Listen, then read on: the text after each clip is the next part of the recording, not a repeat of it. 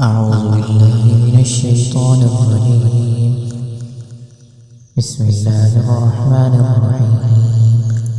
ويدعو الإنسان بالشر دعاءه بالخير وكان الإنسان عجولا وجعلنا الليل والنهار آيتين فمحونا آية الليل وجعلنا آية النهار مبصرة لتبتغوا فضلا من ربكم ولتعلموا عدد السنين والحساب وكل شيء فصلناه تفصيلا وكل إنسان ألزمناه طائره في عنقه ونخرج له يوم القيامة كتابا يلقاه منشورا اقرأ كتابك كفى بنفسك اليوم عليك حسيبا من اهتدى فإنما يهتدي لنفسه ومن ضل فإنما يضل عليها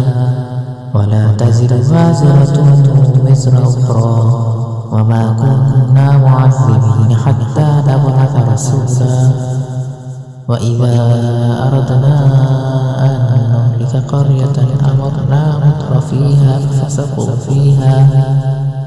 ففسقوا فيها فحق عليها القول فدمرناها تدميرا وكم أهلكنا من القرون من بعد نوح وكفى بربك بذنوب عباده خبيرا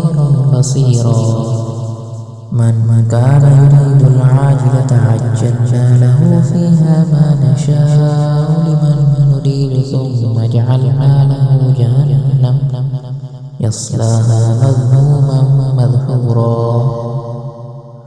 ومن أراد الآخرة وسعى لها سعيها وهو مؤمن فأولئك كان سعيهم مشكورا كلا نمد هؤلاء وهؤلاء من عطاء ربك وما كان عطاء ربك محظورا انظر كيف فضلنا بعضهم على بعض وللآخرة أكبر درجات وأكبر تفضيلا لا تجعل مع الله إلها آخر فتقعد مذموما مخذولا